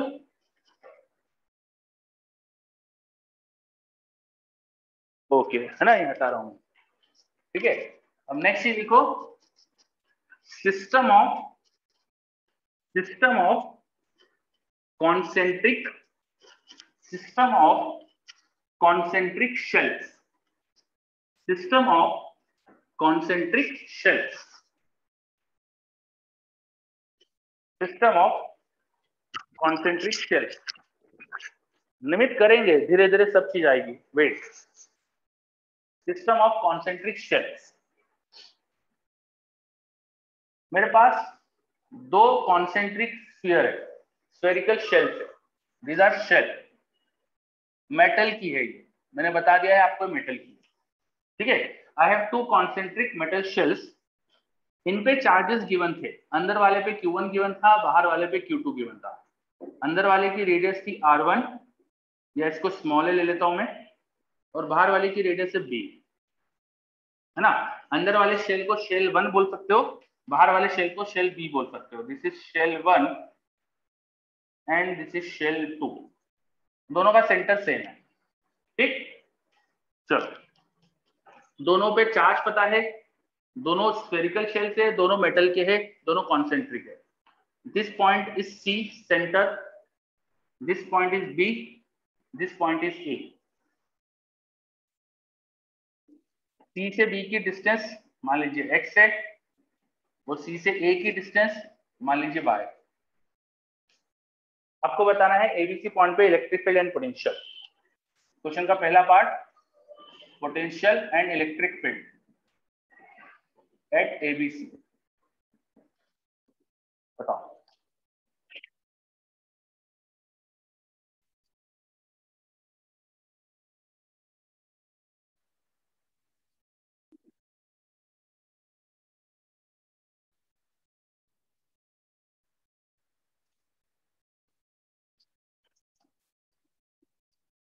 शेल का मतलब समझते होंगे, शेल क्या होती है? स्फीयर, जो अंदर से होलो है, मेटल के लिए आपको, ठीक है, और उस पर चार्ज किया है, और आपको अभी 3 पॉइंट बताया मैंने, उन पे इलेक्ट्रिक फील्ड और पोटेंशियल पूछा है, तो करिए।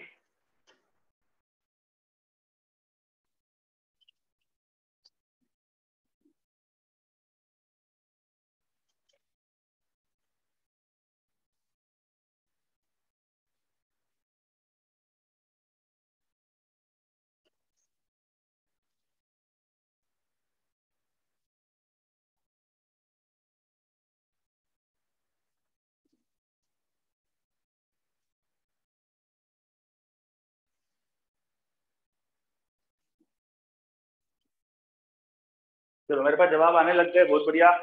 तो एक एक करके जवाब दो। पहले एक काम करो, सबसे पहले सी पर बता दो। सी पे नहीं, सबसे पहले बाहर से स्टार्ट करते, ए से स्टार्ट करते हैं। पहला आंसर अपन देखते हैं ए पर, सॉल्यूशन एट ए। ए पर अगर बात करें तो ए पर इलेक्ट्रिक फील्ड क्या होगी? बिल्कुल सही, बाय स्क्वायर कर देना बस ऋत्विक, यस है ना। सौरभ बिल्कुल सही भाई। हाँ, दोनों का सम, शेल जो होगी ना, शेल यहाँ पे यूनिफॉर्मली चार्ज होगी। क्यों? क्योंकि दोनों कॉन्सेंट्रिक है, एक जैसा ही सेंटर है दोनों का, तो बिल्कुल स्फेरिकल सिस्टम है। तो कहीं पर मुझे ऐसा रीजन दिख नहीं रहा नॉन यूनिफॉर्म चार्ज डिस्ट्रीब्यूशन होने के लिए। तो shell should be uniformly charge, इस शेल पे चार्ज डिस्ट्रीब्यूशन यूनिफॉर्म होगा। पहली चीज तो ये समझे अपन ने, शेल पे यूनिफॉर्म चार्ज डिस्ट्रीब्यूशन होगा, है ना। पहली चीज तो ये समझिए। अब बिकॉज यूनिफॉर्म चार्ज डिस्ट्रीब्यूशन है शेल पर, तो शेल बाहर से देखने पे ऐसा लगता है ना जैसे कि पॉइंट चार्ज है। बाहर से देखे तो शेल लगती पॉइंट चार्ज है, और ए पॉइंट तो दोनों के लिए बाहर हो गया। तो ए पर जब देखेंगे तो इलेक्ट्रिक फील्ड के लिए दोनों ही पॉइंट चार्ज जैसा बिहेव करेगी। अंदर वाले की इलेक्ट्रिक फील्ड हो जाएगी के Q1 बाय स्क्वायर, और बाहर वाले की इलेक्ट्रिक फील्ड भी उसका सारा चार्ज उसके सेंटर पे मान लेंगे तो ये हो जाएगा। अब पोटेंशियल की बात करें अगर, तो पोटेंशियल भी तो ऐसे ही कर देंगे, बिल्कुल सारा चार्ज सेंटर पे मान के, तो के Q1 Q2 बाय वाई कर देना। तो जब मैंने सबसे पहली चीज पढ़ी ए पर, क्या ये समझ में आया आपको? Electric field and potential at a, बहुत बढ़िया है ना। अब बी पर आ जाते अपन, चलो बी पर आ जाते एट बी, ठीक है। चलो इलेक्ट्रिक फील्ड बी पर देखेंगे तो बाहर वाली शेल के तो अंदर आ गए अपन, अब बाहर वाली शेल के तो अंदर आ गए, तो बाहर वाली की वजह से तो इलेक्ट्रिक फील्ड जीरो हो जाएगी, केवल अब बचेगी अंदर वाली की वजह से, तो के Q1 बाय एक्स स्क्वायर हो जाएगा, है ना। बी पॉइंट बाहर वाली शेल के अंदर है, किसी शेल के अंदर, उसके अंदर इलेक्ट्रिक फील्ड उसकी वजह से जीरो होती है, ठीक है। चलो तो ये आ गया। अब पोटेंशियल की बात करो, तो अंदर वाले की वजह से पोटेंशियल के Q1 बाय एक्स, और बाहर वाले की वजह से क्या लिखूं? बाहर वाले की वजह से क्या लिखूं? वही लिखूंगा जो उसकी सरफेस का है। वेरी गुड, वही लिखूंगा जो उसकी सरफेस का है, क्योंकि शेल की वजह से अंदर के पॉइंट पे पोटेंशियल वही होता है जो उसकी सरफेस का है। इसकी रेडियस स्मॉल बी थी, तो इस शेल की वजह से अंदर हर जगह पोटेंशियल कांस्टेंट होगा। ये बात समझ में आई? Due to a shell, the potential at every point inside the shell is constant, and that is equal to potential at the surface of the shell. तो आ गया हमारे पास के Q2 बाई बी, बहुत बढ़िया। चलो तीसरा पॉइंट एट सी देखिए अगर अपन, है ना। तो सी पर इलेक्ट्रिक फील्ड बताओ जल्दी से, क्या होगी? जीरो, है ना। दोनों चार्ज, दोनों भाई स्फीयर के अंदर चलेगा ना तुम, तो स्फीयर के अंदर हर जगह जीरो इलेक्ट्रिक फील्ड होती है, तो यहाँ दोनों के अंदर हो तो यहाँ तो जीरो हो जाएगी, ठीक है। पोटेंशियल की बात करें तो पोटेंशियल वही होगा जो दोनों के सरफेस पे था। इट शुड बी के Q1 bye A plus K Q2 by B. Due to a shell, potential inside वही होता है जो उसके सरफेस का होता है, तो यहाँ इस सेल के अंदर इसका पोटेंशियल वही होगा जो उसके सरफेस पे था, और बाहर वाले के तो अंदर हर जगह पोटेंशियल सेम आ रहा था, तो ये आंसर होना चाहिए पोटेंशियल एट सी। सबको अच्छे से क्लियर? बहुत बढ़िया, है ना। पहला पॉइंट लिख दिया अपने इलेक्ट्रिकल पोटेंशियल। दूसरा पॉइंट बताओ, दोनों शेल का पोटेंशियल क्या है? Potential of shell 1 and 2। तो आपसे बोले शेल 1 का पोटेंशियल क्या है या शेल 2 का पोटेंशियल क्या है, तो उसको क्या जवाब दो? What is potential of shell 1 and shell 2?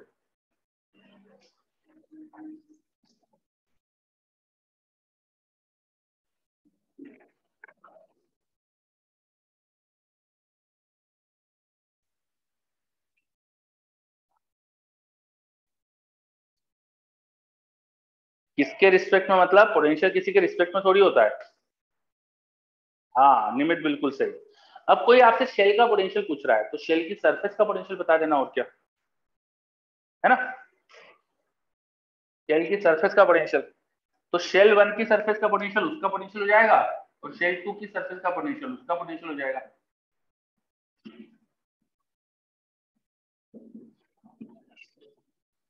ठीक है, तो शेल 1 की सरफेस का पोटेंशियल क्या होगा, ये वाला आ जाना चाहिए और क्या, KQ1/A प्लस KQ2/B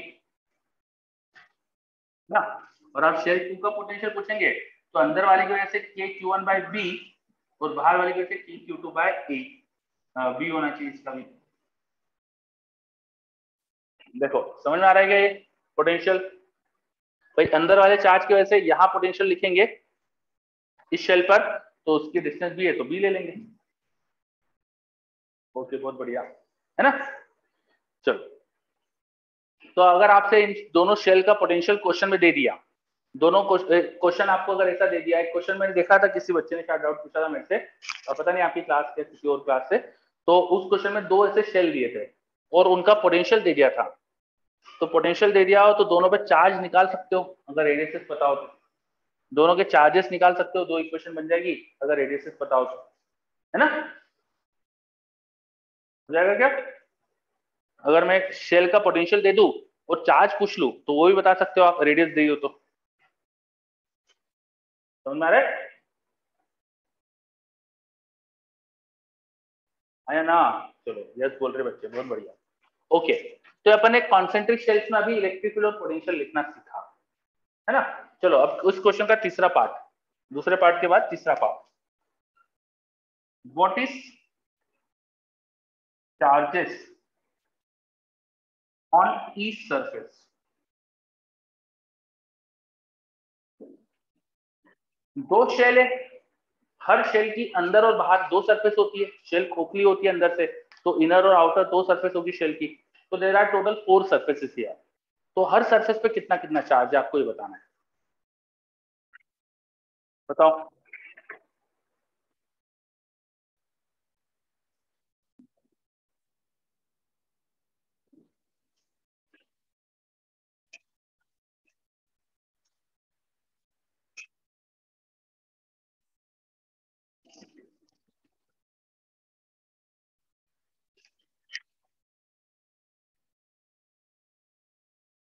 ईशान नहीं, दिमाग लगाओ ईशान, पढ़ा हुआ है अपन ने ये।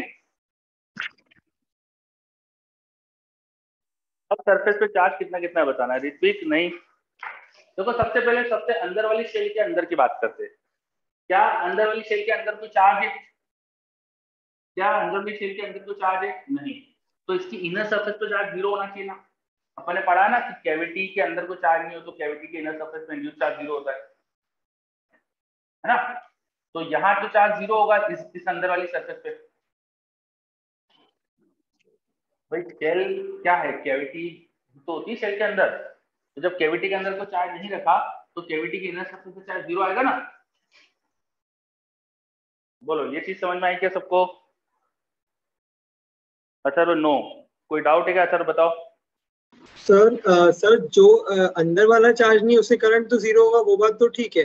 और सर जैसे आपने बोला था कि हम फिजिक्स के बारे में बात कर रहे हैं, तो कुछ ना कुछ थिकनेस तो रही होगी इस शेल की, तो हाँ। अगर बाहर पॉजिटिव गया है तो उसके कारण उसके अपोजिट साइड अंदर पे नेगेटिव भी आ जाना चाहिए ना। अभी थोड़ी देर पहले पढ़ा था ना कि कंडक्टर है मेरे पास, कंडक्टर पे जो भी चार्ज देते हैं उसके आउटर सरफेस पे जाता है, इनर सरफेस कैविटी के अंदर जो सरफेस है उस पे चार्ज तभी होता है ना जब कैविटी के अंदर कुछ चार्ज रखे, है ना। जब यहाँ बीच में कोई चार्ज रखा हुआ है क्या बताओ। No sir.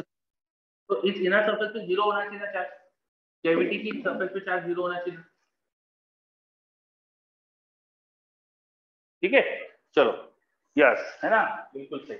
तो जो भी चार्ज होगा इस शेल पे वो सारा बाहर की सरफेस पे आ जाएगा इसकी, क्योंकि वही जगह बची है, अब इस पे चार्ज Q1 है तो सारा चार्ज बाहर ही होना चाहिए, तो सबसे अंदर चार्ज 0 और इस पे चार्ज डिस्ट्रीब्यूशन तो दिखाई रखा था, यहाँ पे चार्ज कितना है Q1। अब बात करते हैं आउटर स्फीयर की, आउटर स्फीयर की अंदर वाली सरफेस की, आउटर स्फीयर के अंदर वाली सरफेस की यहाँ की बात करो, बताओ इस पे क्या चार्ज होगा। कशिश का जवाब आ गया, ऋत्विक का आ गया बहुत बढ़िया, समर्थ का भी आ गया बहुत बढ़िया, निमित गलत, ईशान मैंने चार्ज पूछा है अदिति, चार्ज, ईशान सही है, सौरभ सही है, अब ये भी एक शेल है ना, शेल क्या है, बेसिकली कंडक्टर है जिसमें कैविटी है, तो इस कैविटी के अंदर चार्ज कितना है वो देखो, इस कैविटी के बाहर वाले शेल के अंदर टोटल चार्ज अंदर कितना था, Q1, तो उसके अंदर की सरफेस पे माइनस Q1 होना चाहिए। When there is a charge inside a cavity, तो ये कंडक्टर है जिसके अंदर कैविटी के अंदर चार्ज Q1, तो इसके अंदर वाली सरफेस पे माइनस Q1 होना चाहिए, सिंपल सी बात, यहाँ पे चार्ज होना चाहिए माइनस Q1। क्या ये बात समझ में आ रही है? निमित नहीं, बताओ क्यों, निमित क्या दिक्कत है बताओ भाई। एक कंडक्टर है, स्फीयर है, स्फीयर भी तो कंडक्टर ही है, उसके अंदर बाहर दो सरफेस है। अब अंदर की सरफेस के अंदर देखो तो कितना चार्ज है टोटल यहाँ Q1, तो उसकी अंदरूनी सरफेस पे यहाँ माइनस Q1 होना चाहिए। निमित इसमें समस्या क्या है बताओ, क्लियर है? अच्छा वेरी गुड, ओके आगे बढ़ते फिर। अब बताओ इस बाहर वाले स्फीयर की बाहरी सरफेस, आउटर सरफेस पे चार्ज क्या होगा, Q1 प्लस Q2, बिल्कुल सही, it should B Q1 plus Q2, यहाँ जो चार्ज होना चाहिए वो आना चाहिए Q1 प्लस Q2। भाई इस पे टोटल चार्ज Q2 था, तो जब अंदर माइनस Q1 तो यहाँ Q1 प्लस Q2 होना चाहिए, सिंपल सी बात, ठीक है, तभी तो टोटल Q2 होगा,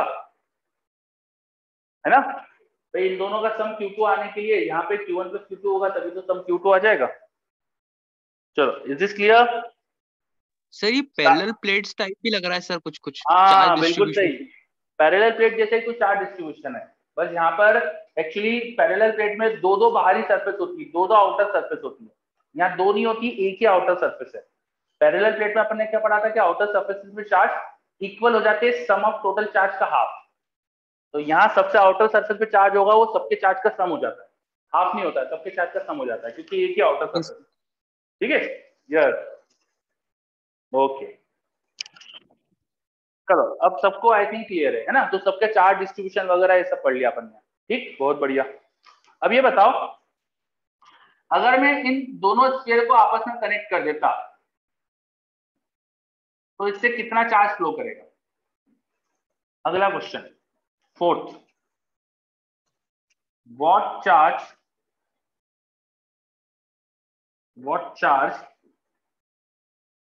will flow through switch if it is closed, बताओ, स्विच दिखाया है उसको क्लोज करा तो उससे कितना चार्ज फ्लो करेगा, ठीक है। अभी पुरानी चीजें हटा देता हूं, जो भी मैंने चार्ज डिस्ट्रीब्यूशन वगैरह दिखाया था, चार्ज डिस्ट्रीब्यूशन हटा देता हूं मैं, थोड़ा कम लिखते चीजें यहाँ पे अपन, करो क्वेश्चन, बताओ क्या करेंगे, कैसे करेंगे, ये पुराना सॉल्यूशन भी हटा देता हूँ फर्स्ट क्वेश्चन का, ये एबीसी पॉइंट की भी जरूरत नहीं है आपको, तो ये हटा देता हूँ।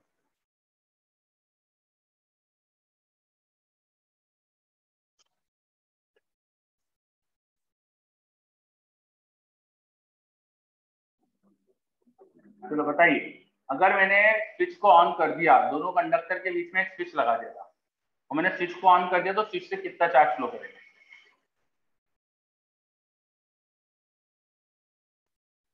सर Q1 से Q2 तक ना? हाँ फिर से बोलो,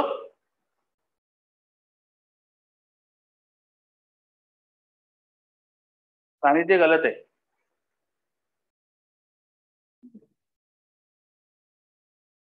yes Kashish.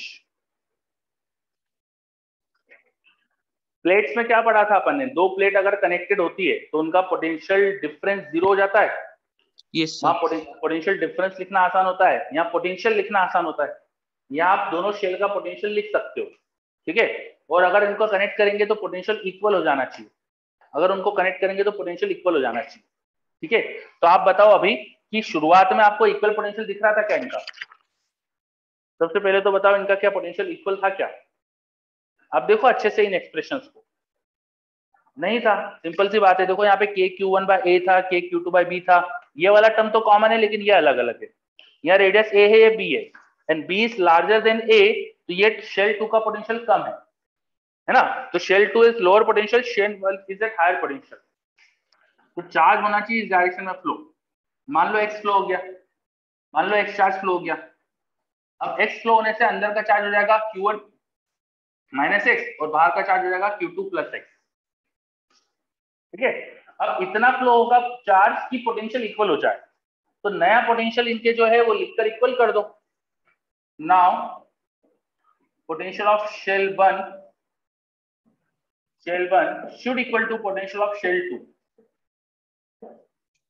After flow of charge. Potential equal हो जाना चाहिए, तो दोनों का पोटेंशियल लिखो और इक्वल करो और एक्स निकाल लो। करो,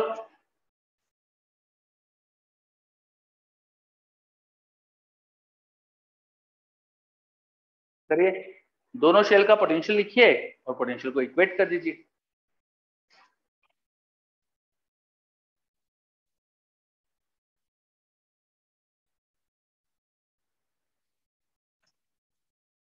तो हम लिखेंगे पोटेंशियल ऑफ शेल 1 वो हो जाएगा के इस शेल का पोटेंशियल, सॉरी शेल 1 अंदर वाली थी उसका पोटेंशियल, उसके ऊपर चार्ज रहा है Q1 माइनस एक्स अपॉन उसकी रेडियस ए। बाहर वाले की वजह से भी यहाँ पोटेंशियल आएगा, वो आएगा के Q2 plus x upon B. ये होगा शेल 1 का टोटल पोटेंशियल।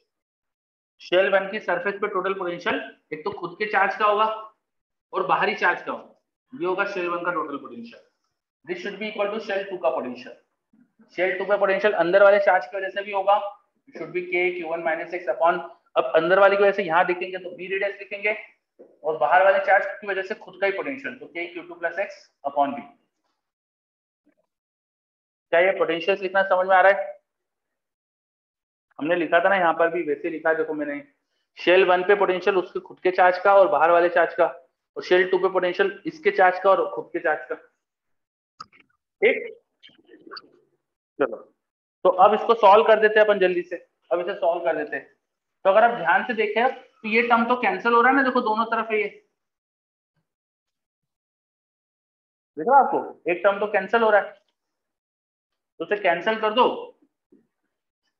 अब क्या बच रहा है हमारे पास? बच रहा है k by a into Q1 minus x should be equal to k by b into Q1 minus x. k से k cancel, Q1 minus x into b minus x should be 0। b minus a तो 0 है नहीं, तो x should be equal to Q1। ये आ गया answer, x should be equal to Q1। देखो सभी बच्चे अच्छे से, कोई मुझे डाउट हो तो बताइए।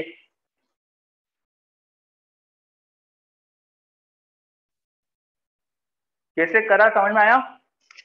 बिल्कुल वैसा ही है जैसे कि अपने पैरेलल प्लेट में करा था।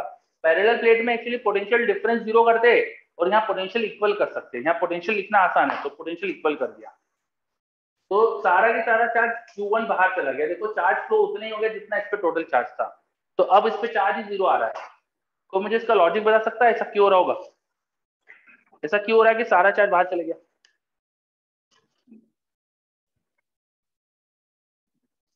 एनीवन?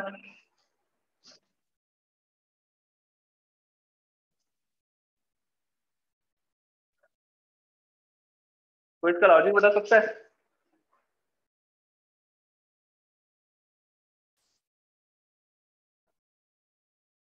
ऋतिक, कोई लॉजिक? सर दोनों मिलकर एक शेल जैसा ऐड करेंगे तो सेंटर पे 0 है।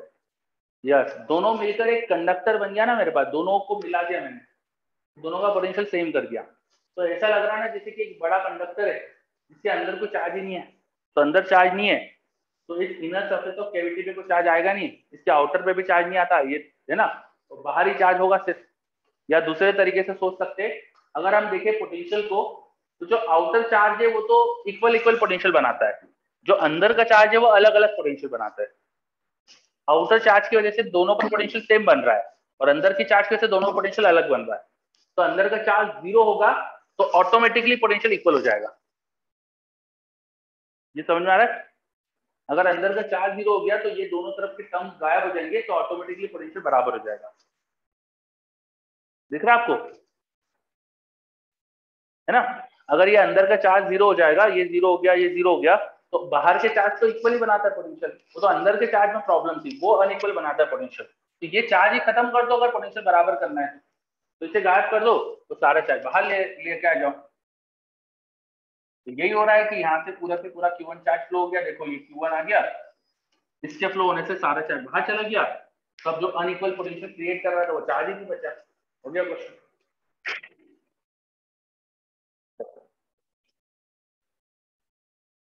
कशिश बोल रही है सर तो हर केस में 0 होगा कनेक्ट करने पर। नहीं बेटा, मैंने हर केस की बात नहीं करी है, मैं तो सिर्फ 2 स्फेरिकल शेल की बात कर रहा हूँ। अभी इस क्वेश्चन की बात कर रहा हूँ मैं। हर क्वेश्चन अलग होता है, तो जो इस क्वेश्चन में बात कर रहे हो वो हर क्वेश्चन में नहीं सोचना है, ठीक।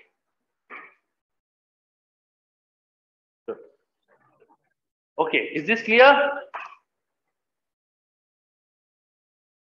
बहुत बढ़िया है ना। स्फीयर के हर क्वेश्चन में भी नहीं, स्फीयर के हर क्वेश्चन भी अलग अलग होगा। अभी अपन ने स्फीयर के सारे क्वेश्चन देखे नहीं है, ठीक है। चलो, केवल इस क्वेश्चन का लॉजिक अपन ने समझा था। आगे बढ़ते हैं। अब किसी स्फीयर को ग्राउंड कर दूंगा तो भी कर सकते हो क्या क्वेश्चन? ग्राउंड कर दूंगा, मैं पूछूं कि अब ग्राउंड क्या पोटेंशियल देगी, ग्राउंड क्या चार्ज दे देगी, तो वो कर सकते हो क्या? जैसा कंडक्टिंग प्लेट में करा था अपन ने। ग्राउंड करते तो कंडक्टिंग प्लेट में अपन ने पढ़ा था उसका पोटेंशियल 0 होना चाहिए। ग्राउंड करो किसी कंडक्टर को तो यहाँ भी पोटेंशियल 0 कर देना, है ना। चलो, तो अब अगली क्लास में करते हैं। आज वैसे भी मैंने थोड़ा ज्यादा टाइम ले लिया आपका, तो आज अपन यहीं रुकते। नेक्स्ट क्लास में हम इससे रिलेटेड और चीजें करेंगे। अभी कंप्लीट नहीं हुआ है अपना, अपन काफी चीजें इसमें बची अभी वो करेंगे, ठीक है। चलो ओके बच्चों, thank you all of you. और मैंने आपको जैसे बताया है अपना काफी कंप्लीट हो गया इलेक्ट्रोस्टैटिक, तो अब एक्सरसाइज इलेक्ट्रोस्टैटिक की चालू कर देना। एक्सरसाइज मॉड्यूल में एक्सरसाइज 1 एक्सरसाइज 2 स्टार्ट कर दो, ठीक है। और जल्दी से मैं आपको होमवर्क पूरी एक्सरसाइज का देने वाला हूँ, तो अभी से स्टार्ट कर दो, नहीं तो एकदम से आपसे होगी, ठीक। बाय सबको, टेक केयर। मैं एंड कर रहा हूँ क्लास, थैंक यू।